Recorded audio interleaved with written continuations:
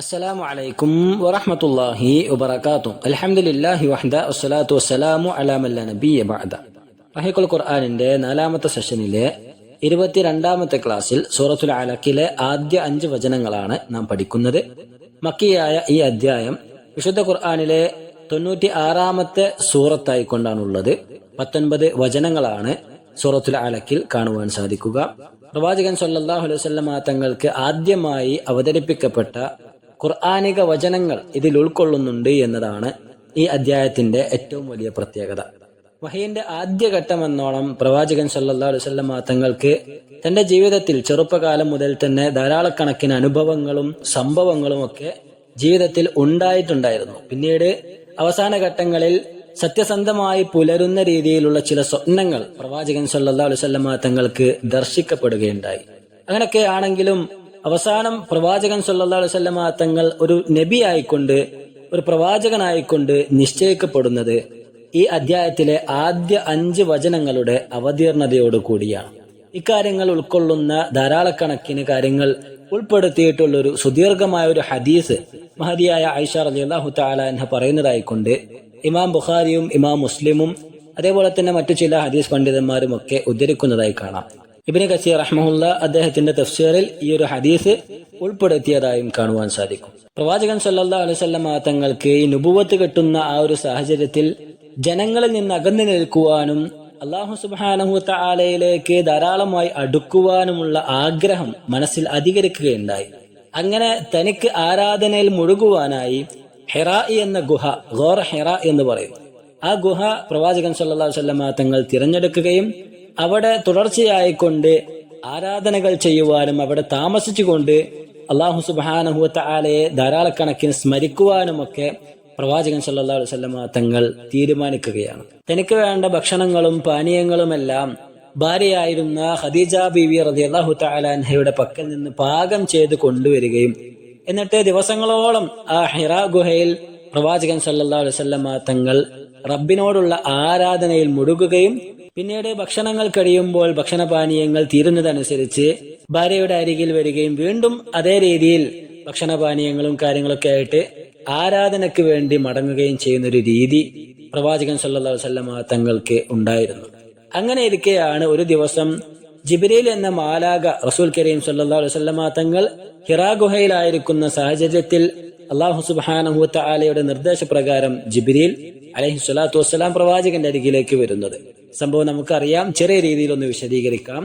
ജിബ്രീൽ അലൈഹി സ്വലാത്തു വസ്സലാം തന്റെ പൂർണ്ണ രൂപത്തിൽ പ്രവാചകൻ സല്ലല്ലാഹു അലൈഹി വസല്ലമ തങ്ങൾക്ക് മുന്നിൽ പ്രത്യക്ഷപ്പെടുകയും ശേഷം എഴുത്തോ വായനയോ ഒന്നും കൈവശമില്ലാത്ത, വിദ്യാഭ്യാസമില്ലാത്ത, അക്ഷരജ്ഞാനമില്ലാത്ത പ്രവാചകരോടായിക്കൊണ്ട് പറയുന്നുണ്ട്, താങ്കൾ വായിക്കുക, വായിക്കുവാനുള്ള ആജ്ഞാപനമാണ്. നബി കരീം സല്ലല്ലാഹു അലൈഹി വസല്ലമ തങ്ങൾ പേടിച്ചുകൊണ്ട് തിരിച്ചു പറയുന്നുണ്ട്, മാ അന ബിഖാരിഇൻ, ഞാൻ വായിക്കുന്നവനല്ല, അഥവാ എനിക്ക് വായിക്കാൻ അറിയില്ല, അക്ഷരജ്ഞാനം ഇല്ല. ആ സന്ദർഭത്തിൽ ജിബ്രീൽ അലൈഹി സ്വലാത്തു വസ്സലാം പ്രവാചകൻ സല്ലല്ലാഹു അലൈഹി വസല്ലമ തങ്ങളെ ഒന്ന് അണച്ചു പിടിക്കുന്നുണ്ട്. റസൂൽ കരീം സല്ലല്ലാഹു അലൈഹി വസല്ലമ തങ്ങൾ പറയുന്നുണ്ട്, ഫഅഖദനി ഫഗത്തനി ഹത്താ ബലഗ മിന്നിൽ ജുഹദ്, എനിക്ക് സഹിക്കാവുന്നതിലപ്പുറം ജിബ്രീൽ അലൈഹി സ്വലാത്തു വസ്സലാം എന്നെ അണച്ചു പിടിച്ചു, എന്നെ ഞെരുക്കി പിടിച്ചു. സുമ്മ അർസലനി, എന്നിട്ട് അദ്ദേഹം അഴിച്ചുവിടുകയും ചെയ്തു. ഇതേ പ്രകാരം ജിബ്രീൽ അലൈഹി സ്വലാത്തു വസ്സലാം 3 തവണ ആജ്ഞാപിക്കുകയും 3 തവണയും പ്രവാചകൻ സല്ലല്ലാഹു അലൈഹി വസല്ലമ തങ്ങൾ അതേ രീതിയിൽ മറുപടി പറയുകയും ശേഷം ജിബ്രീൽ അലൈഹി സ്വലാത്തു വസ്സലാം ഇഖ്റ ബിസ്മി റബ്ബിക്കല്ലദീ ഖലഖ് ഖലഖൽ ഇൻസാന മിൻ അലഖ് ഇഖ്റ വറബ്ബുക്കൽ അക്രം അല്ലദീ അല്ലമ ബിൽ ഖലം അല്ലമൽ ഇൻസാന മാ ലം യഅലം എന്ന സൂറത്തുൽ അലക്കിലെ ഈ 5 വചനങ്ങൾ അദ്ദേഹം പഠിപ്പിച്ചു കൊടുക്കുകയാണ്, ഓതി കൊടുക്കുകയാണ്, പാരായണം ചെയ്യുകയാണ്. ഇതാണ് ഈ അധ്യായത്തിന്റെ അവതീർണ പശ്ചാത്തലം. ചെറിയ രീതിയിൽ വിശദീകരിച്ചു എന്ന് മാത്രം. അല്ലാഹുവിന്റെ റസൂൽ സല്ലല്ലാഹു അലൈഹി വസല്ലമ തങ്ങൾ അക്ഷരജ്ഞാനമില്ലാത്തവനായിരുന്നു എന്ന് വിശുദ്ധ ഖുർആനിൽ തന്നെ അല്ലാഹു സുബ്ഹാനഹു വ തആല പലയാവർത്തി പറയുന്നുണ്ട്. സൂറത്തുൽ അറാഫിലെ 158-ാമത്തെ വചനത്തിൽ കാണാം, ഫആമിനു ബില്ലാഹി വ റസൂലിഹിൻ നബിയിൽ ഉമ്മി, അപ്പോൾ നിങ്ങൾ അല്ലാഹു സുബ്ഹാനഹു വ തആലയിൽ വിശ്വസിക്കുക, അതേപോലെ തന്നെ അക്ഷരജ്ഞാനമില്ലാത്ത പ്രവാചകനായ ആ റസൂലിലും അല്ലാഹുവിന്റെ ദൂതനിലും നിങ്ങൾ വിശ്വസിച്ചു കൊള്ളുക എന്ന് പറയുന്നുണ്ട്. സൂറത്തുൽ ജുമുഅയിലെ 2-ാമത്തെ വചനത്തിലും കാണാം, വല്ലദീ ബഅസ ഫിൽ ഉമ്മിയീന റസൂലൻ മിൻഹും അക്ഷരജ്ഞാനമില്ലാത്തവരിൽ അവരിൽ നിന്ന് തന്നെയുള്ള ഒരു പ്രവാചകനായിക്കൊണ്ട് അല്ലാഹു സുബ്ഹാനഹു തആല മുഹമ്മദ് നബിയെ നിശ്ചയിക്കുകയുണ്ടായി. ഇത്തരത്തിൽ പ്രവാചകൻ സല്ലല്ലാഹു അലൈഹി വസല്ലമ തങ്ങളുടെ ഈ ഒരു നിരക്ഷരത എന്നുള്ളത് അത് യഥാർത്ഥത്തിൽ അള്ളാഹുവിന്റെ ഒരു ഹിക്മത്താണെന്നും അത് റസൂലിന്റെ പ്രവാചകത്വത്തിലെ സത്യസന്ധതയെ സൂചിപ്പിക്കുകയും ചെയ്യുന്നുവെന്ന് നമുക്ക് മനസ്സിലാക്കാം. അക്ഷരജ്ഞാനമില്ലാത്തൊരു വ്യക്തി ഇത്രയും മൂല്യവത്തായുള്ള ആഴമുള്ള അറിവുകൾ അത് സംസാരിക്കണമെങ്കിൽ അതിന്റെ പിന്നാമ്പുറത്ത് വലിയൊരു ശക്തിയുണ്ട് എന്ന് ഏതൊരു മനുഷ്യനും മനസ്സിലാക്കാൻ സാധിക്കും. കള്ളം പറയുകയാണെന്നും കെട്ടിച്ചമക്കുകയാണെന്നും ഭ്രാന്താണെന്നും ഒക്കെ അവകാശപ്പെടുന്ന നിരർത്ഥകരുടെ വാദം നിഷ്പ്രയാസം പൊളിച്ചടക്കുവാനും പ്രവാചകന്റെ ഈ ഒരു വിശേഷണം, നിരക്ഷരത എന്ന ആ ഒരു വിശേഷണം അത് കാരണമായിട്ടുണ്ട്. അതാണ് പണ്ഡിതന്മാർ പ്രവാചകരിലേക്ക് ചേർക്കുമ്പോൾ നല്ല വിശേഷണമായും എന്നാൽ നമ്മിലേക്ക് ചേർക്കുമ്പോൾ ചീത്ത വിശേഷണമായുമുള്ള കാര്യമായി പ്രവാചകരുടെ നിരക്ഷരതയെ സംബന്ധിച്ച് വിശേഷിപ്പിച്ചത്. വിശുദ്ധ ഖുർആനിലെ സൂറത്തുൽ അൻകബൂത്തിൽ 48-ാമത്തെ വചനത്തിൽ കാണാം, വമാ കുൻത തത്ലൂ മിൻ ഖബ്ലിഹി മിൻ കിതാബിൻ വലാ തഖുത്തുഹു ബിയമീനിക ഇദൽ ലർതാബൽ മുബ്തിലൂൻ. അഥവാ ഇതിനു മുമ്പ് പ്രവാചകരെ താങ്കൾ ഒരു ഗ്രന്ഥവും തന്നെ പാരായണം ചെയ്തിട്ടില്ല, താങ്കളുടെ വലത് കൈകൊണ്ട് ഒരു ഗ്രന്ഥവും താങ്കൾ എഴുതുകയും ചെയ്തിട്ടില്ല.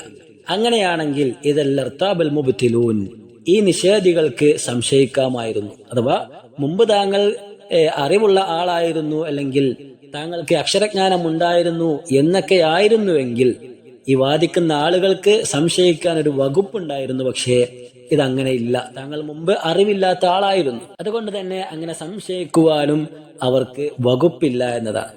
ജിബ്രീൽ അലൈഹിസ്സലാത്തു വസ്സലാമയുടെ ആഗമനവും അധ്യാപനവും പ്രവാചകരെ നന്നായി ഭീതിപ്പെടുത്തിയിട്ടുണ്ട് എന്നത് യാഥാർത്ഥ്യമാണ്. ആ സംഭവത്തിന്റെ ബാക്കി പറയുകയാണെങ്കിൽ പിന്നീട് പ്രവാചകൻ സല്ലല്ലാഹു അലൈഹി വസല്ലമ തങ്ങൾ പേടിച്ചു വിറക്കുന്ന അവസ്ഥയിൽ വീട്ടിലേക്ക് പോവുകയും പ്രിയ പത്നിയായ ഖദീജ റളിയല്ലാഹു തആല അൻഹയോട് പേടിച്ചു വിറച്ചുകൊണ്ട് സമ്മിലൂനി സമ്മിലൂനി എന്ന് പറയുകയും ചെയ്യുന്നുണ്ട്. അഥവാ എന്നെ പുതപ്പിട്ട് മൂടൂ എന്നിങ്ങനെ റസൂൽ കരീം സല്ലല്ലാഹു അലൈഹി വസല്ലമ തങ്ങൾ പറയുന്നുണ്ട്. അങ്ങനെ പ്രവാചകരെ പുതപ്പിച്ച ശേഷം പരിഭ്രമവും പ്രയാസവും ഒക്കെ ഒന്ന് ഒതുങ്ങിയപ്പോൾ മഹദിയായ ഖദീജ റളിയല്ലാഹു തആല അൻഹ കാര്യം ആരായുന്നുണ്ട്. പ്രവാചകൻ സല്ലല്ലാഹു അലൈഹി വസല്ലമ തങ്ങൾ സംഭവം വിവരിച്ചു കൊടുക്കുകയും ചെയ്യുന്നുണ്ട്. അപ്പോൾ ആ മഹദിയായ ഖദീജ റളിയല്ലാഹു തആല അൻഹ ഒരു ഭാര്യയുടെ ഏറ്റവും വലിയ ഒരു വിശേഷണമാണത്. ഭർത്താവ് പ്രയാസപ്പെടുന്ന സന്ദർഭത്തിൽ ഭാര്യ ആ ഭർത്താവിന് വേണ്ട സമാധാനം കൈനിറയെ നൽകുക എന്നത്. ആ സന്ദർഭത്തിൽ മഹദിയായ ഖദീജ റളിയല്ലാഹു തആല അൻഹ പ്രവാചകർ അലൈഹിസ്സലാത്തു വസ്സലാമയോട് പറയുന്നുണ്ട്, കല്ല അബ്ശിർ ഫവല്ലാഹി ലാ യുഖ്സികല്ലാഹു അബദ, താങ്കൾ സന്തോഷിച്ചോളൂ, അല്ലാഹു സുബ്ഹാനഹു വതആല ഒരിക്കലും തന്നെ താങ്കളെ പ്രയാസപ്പെടുത്തുകയില്ല, താങ്കൾക്ക് വ്യസനമുണ്ടാക്കുകയില്ല. ഇന്നക ലതസിലുർ റഹിം, തീർച്ചയായും താങ്കൾ കുടുംബ ബന്ധങ്ങൾ ചേർക്കുന്നവനാണ്. വതസ്ദുഖുൽ ഹദീസ്, താങ്കൾ സത്യം പറയുന്നവനാണ്. വതഹ്മിലുൽ കല്ല, പ്രയാസമുള്ള ആളുകൾക്ക് താങ്കൾ താങ്ങും തണലുമായി നിൽക്കുന്നുണ്ട്. വതുഖരിർ ദൈഫ്, അതിഥികളായുള്ള ആളുകളെ വളരെ മാന്യമായി കൊണ്ട് താങ്കൾ ആദരിക്കുന്നുണ്ട്. വതുഈനു അലാ നവാഇബിൽ ഹഖ്, അവകാശം ഉള്ള ആളുകൾക്ക് ആ അവകാശങ്ങൾ താങ്കൾ വകവെച്ചു കൊടുക്കുകയും ചെയ്യുന്നുണ്ട്. അങ്ങനെയുള്ള താങ്കളെ ഒരിക്കലും തന്നെ അല്ലാഹു സുബ്ഹാനഹു വതആല പ്രയാസപ്പെടുത്തുകയില്ല, താങ്കൾക്ക് അല്ലാഹു ഭീതി നൽകുകയില്ല എന്നിങ്ങനെ സമാധാനിപ്പിക്കുന്നുണ്ട്. പിന്നീട് പ്രവാചകൻ സല്ലല്ലാഹു അലൈഹി വസല്ലമ തങ്ങളെയും കൊണ്ട് മഹദിയായ ഖദീജ റളിയല്ലാഹു തആല അൻഹ തന്റെ പിതൃവ്യപുത്രനും വയോധികനുമായ വറഖത്ത് ഇബ്നു നൗഫൽ എന്ന് പറയുന്ന വ്യക്തിയുടെ അരികിലേക്ക് പോകുന്നുണ്ട്. അവിടെ പോയി പ്രവാചകൻ സല്ലല്ലാഹു അലൈഹി വസല്ലമ തങ്ങൾ കണ്ട കാര്യങ്ങൾ അദ്ദേഹത്തെ ബോധ്യപ്പെടുത്തുകയും കാര്യങ്ങൾ വിശദമായി പറഞ്ഞു കൊടുക്കുകയും ചെയ്തു.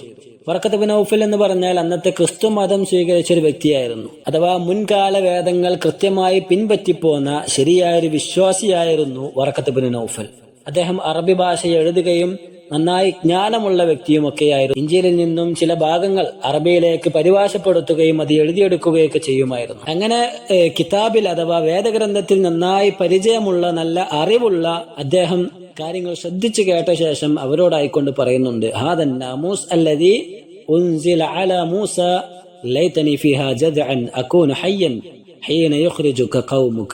ഈ മാലാക അത് മൂസാ നബി അലൈഹി സ്വലാത്തു വസ്സലാമയുടെ അരികിലേക്ക് വന്ന മാലാകയാണ്. വരും ദിവസങ്ങളിൽ താങ്കളുടെ ജനത താങ്കളെ പുറത്താക്കുന്ന സന്ദർഭത്തിൽ ഞാൻ ജീവിച്ചിരിപ്പുണ്ടായിരുന്നുവെങ്കിൽ തീർച്ചയായും ഞാൻ താങ്കൾക്ക് താങ്ങായിരിക്കും, താങ്കളെ സഹായിക്കുന്നവനായിരിക്കും എന്ന് പറയുകയാണ്. ആ സന്ദർഭത്തിൽ പ്രവാചകൻ സല്ലല്ലാഹു അലൈഹി വസല്ലമ തങ്ങൾ വളരെ അത്ഭുതത്തോടു കൂടി തിരിച്ചു ചോദിക്കുന്നുണ്ട്, അവ മുഖ്രിജിയഹും, എന്റെ ജനങ്ങൾ, ഈ നാട്ടുകാർ എന്നെ പുറത്താക്കുകയോ, അഥവാ അത്രയും വിശ്വസ്തനും ജനങ്ങൾക്ക് വേണ്ടപ്പെട്ടവനുമായിരുന്നു അതുവരെ മുഹമ്മദ് നബി കരീം സല്ലല്ലാഹു അലൈഹി വസല്ലം. ആ സന്ദർഭത്തിൽ ആ ജനങ്ങൾ തന്നെ പുറത്താക്കും എന്ന് ചിന്തിക്കാൻ പോലും കഴിയാത്ത വിധം അത്രയും അപരിചിതത്വമായിരുന്നു ആ വാക്കുകളിൽ ഉണ്ടായിരുന്നത്.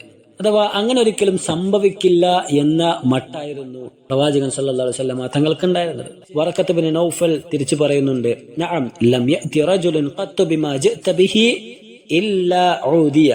അഥവാ താങ്കൾ പറയാൻ പോകുന്ന കാര്യങ്ങൾ, താങ്കൾ കൊണ്ടുവരുന്ന ഈ ആശയങ്ങൾ, അത് പറയുന്ന ഏത് വ്യക്തിയാണെങ്കിലും നാട്ടിൽ നിന്ന് പുറത്താക്കപ്പെടുക തന്നെ ചെയ്യും, അയാൾ ഒറ്റപ്പെടുക തന്നെ ചെയ്യും എന്ന് വറഖത്ത് ബിൻ നൗഫൽ പറയുകയാണ്. എന്നിട്ട് പറഞ്ഞു വീണ്ടും, വഇയുദ്രികനി യൗമുക അൻസുറുക നസ്റൻ മുഅ്സിറ.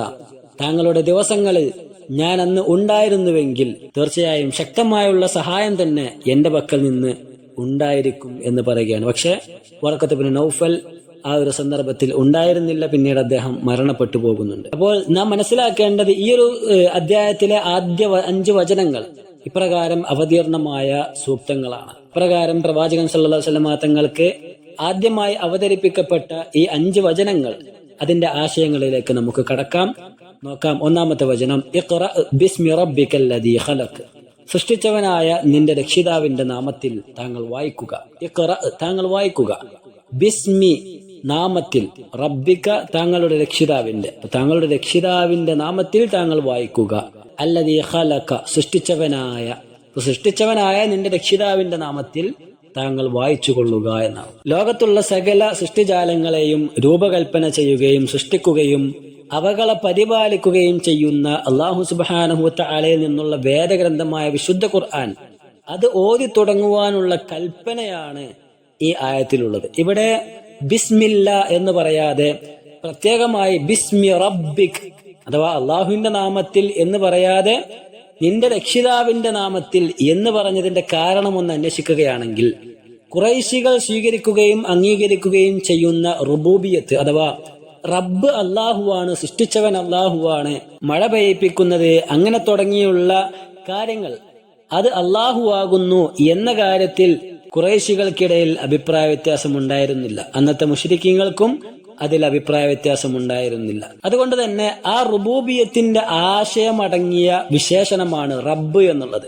അല്ലാഹു സുബ്ഹാനഹു വ തആല ആ രീതിയിൽ അത് അവിടെ ഈ വചനത്തിൽ പരാമർശിച്ചപ്പോൾ, ഒരു പക്ഷേ ആ സന്ദർഭങ്ങളിൽ അള്ളാഹു എന്ന് പറയുന്നതിനേക്കാൾ റബ്ബ് എന്ന് പറയുമ്പോൾ ഗ്രാഹ്യത കൂടുതലാണ്, അല്ലെങ്കിൽ ഖുറൈശികൾക്ക് മനസ്സിലാക്കുവാനുള്ള ആശയം അതിൽ ഒരുപാട് അടങ്ങിയിട്ടുണ്ട് എന്നതിനാലായിരിക്കാം ബിസ്മില്ല എന്ന് പറയാതെ ബിസ്മി റബ്ബിക് എന്ന് വിശേഷിപ്പിച്ചിട്ടുള്ളത്.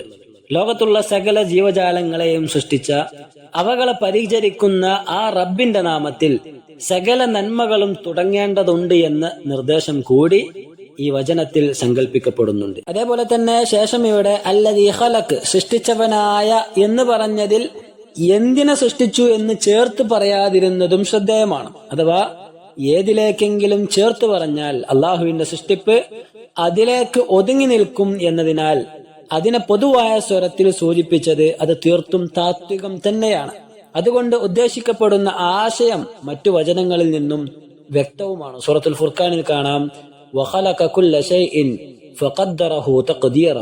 എല്ലാ കാര്യങ്ങളെയും അവൻ സൃഷ്ടിച്ചിരിക്കുന്നു, അതേപോലെ തന്നെ എല്ലാത്തിനെയും കൃത്യമായ രീതിയിൽ ക്രമീകരിക്കുകയും ചെയ്തിരിക്കുന്നു. സൂറത്ത് സുമറിലെ 62-ാമത്തെ വചനത്തിലും കാണാം, അല്ലാഹു ഖാലിഖു കുല്ലി ശൈഇൻ വഹുവ അലാ കുല്ലി ശൈഇൻ വകീൽ. അഥവാ അല്ലാഹു ഖാലിഖു കുല്ലി ശൈഇൻ, എല്ലാ വസ്തുക്കളുടെയും ഖാലിഖാകുന്നു, സൃഷ്ടാവാകുന്നു അല്ലാഹു. അപ്പൊ അതിന്റെ ആശയം വ്യത്യസ്ത വചനങ്ങളിൽ നിന്നും നമുക്ക് മനസ്സിലാക്കാവുന്നതുമാണ്. അപ്രകാരം വളരെ പൊതുവായ സ്വരത്തിൽ സൃഷ്ടിപ്പിനെ സംബന്ധിച്ച് പരാമർശിച്ച ശേഷം സകല ജീവജാലങ്ങളിൽ നിന്നും തീർത്തും വ്യത്യസ്തനും ഉത്തരവാദിത്വം ഏൽപ്പിക്കപ്പെട്ടവനുമായ മനുഷ്യന്റെ സൃഷ്ടിപ്പിനെ സംബന്ധിച്ച് അല്ലാഹു സുബ്ഹാനഹു വ തആല എടുത്തു പറയുകയാണ് അടുത്ത വചനങ്ങളിൽ.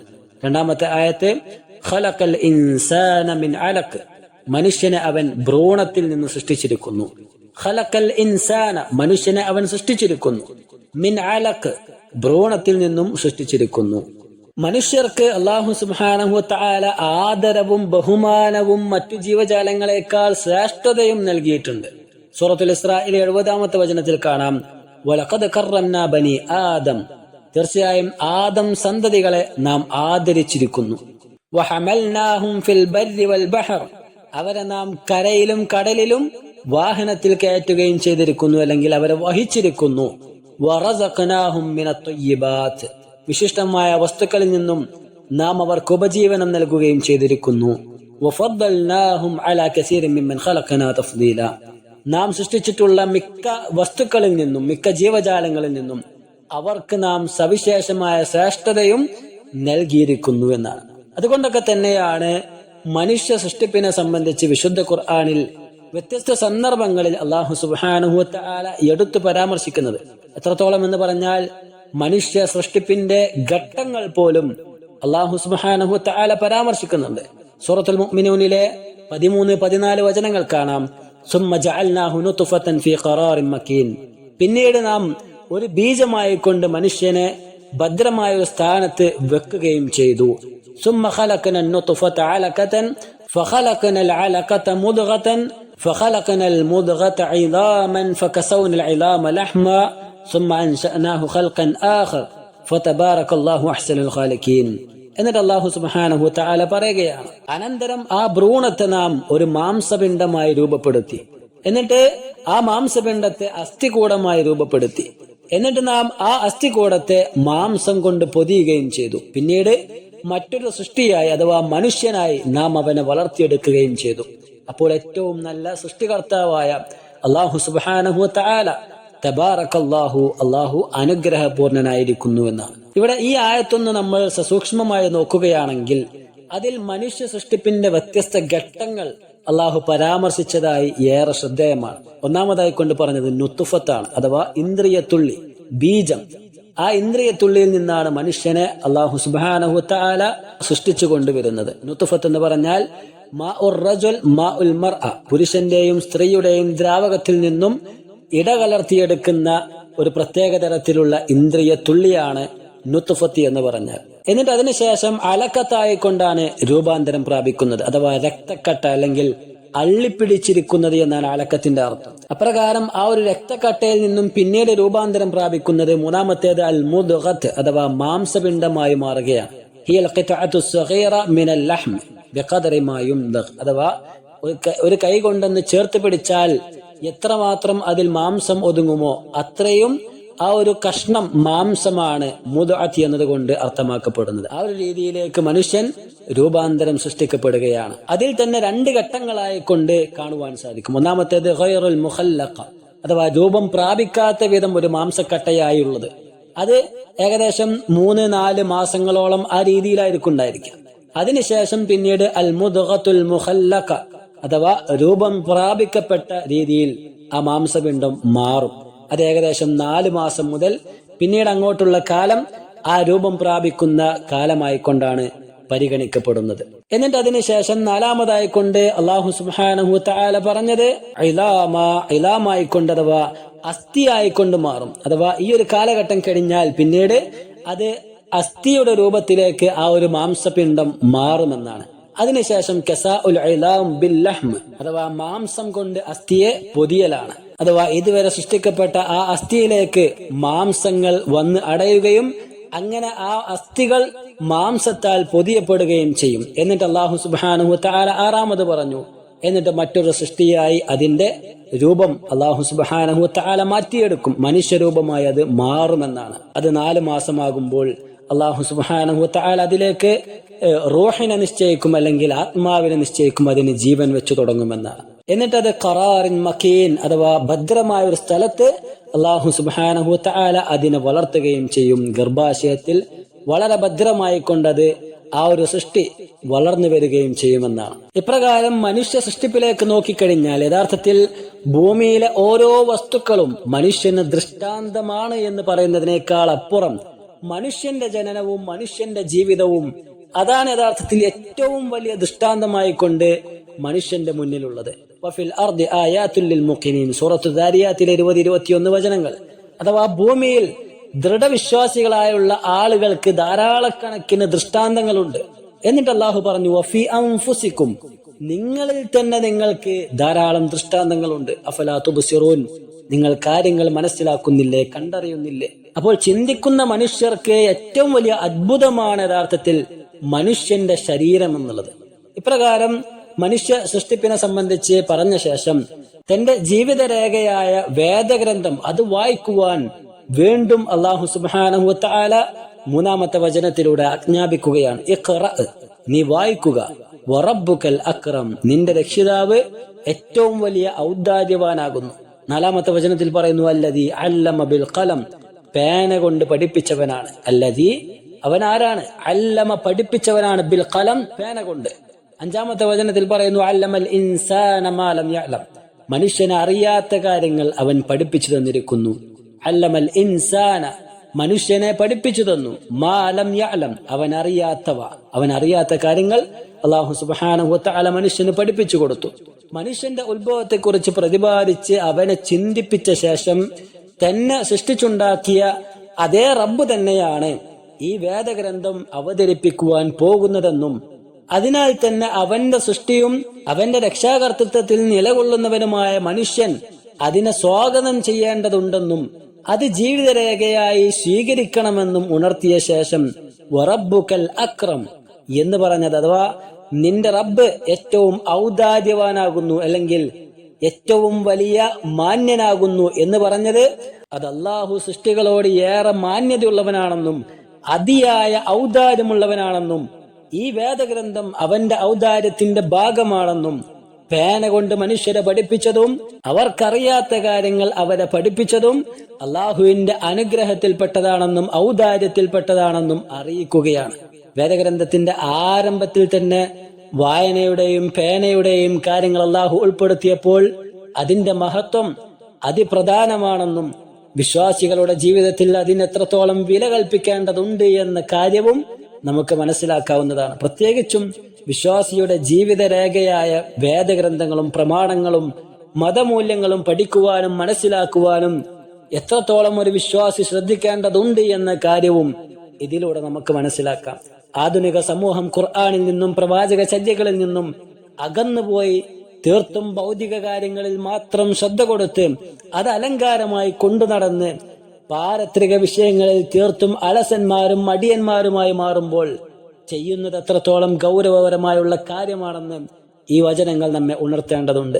ഖുർആനും ഹദീസും പഠിക്കുവാനും അവകളുടെ ഭാഷയായ അറബി ഭാഷ മനസ്സിലാക്കുവാനും കുറച്ചു സമയം നാം മാറ്റിവെക്കേണ്ടതുണ്ട്. അതിന് നാം തയ്യാറാകേണ്ടതുണ്ട്. എത്ര വലിയ തിരക്കുള്ളവരാണെങ്കിലും തിരക്കുകളെല്ലാം മാറ്റിവെച്ച് മരണമെന്ന യാഥാർത്ഥ്യത്തിനു മുന്നിൽ അക്ഷമനായി കിടന്നു കൊടുക്കുന്ന രംഗം നമ്മുടെ മനങ്ങളിൽ അലയടിക്കേണ്ടതുണ്ട്. അതിനുശേഷം പരലോകത്ത് പുനർജീവിപ്പിക്കപ്പെടുന്നതും രക്ഷാശിക്ഷകളിലേക്ക് കടത്തപ്പെടുന്നതുമെല്ലാം എപ്പോഴും നമ്മെ അലട്ടേണ്ടതുണ്ട്. കാര്യഗൗരവത്തോടു കൂടി ജീവിക്കുവാനും നന്മകളിൽ മുന്നേറുവാനും നമ്മൾ പരിശ്രമിക്കുക. അല്ലാഹു സുബ്ഹാനഹു വ തആല കാര്യങ്ങൾ കൃത്യമായി മനസ്സിലാക്കുവാനും അതിനനുസരിച്ച് ജീവിതത്തെ ക്രമീകരിക്കുവാനും തൗഫീഖ് നൽകുമാറാകട്ടെ. വസല്ലല്ലാഹു വസല്ലം അലാ നബിയിന മുഹമ്മദ്. അസ്സലാമു അലൈക്കും വറഹ്മത്തുള്ളാഹി വബറകാതുഹു.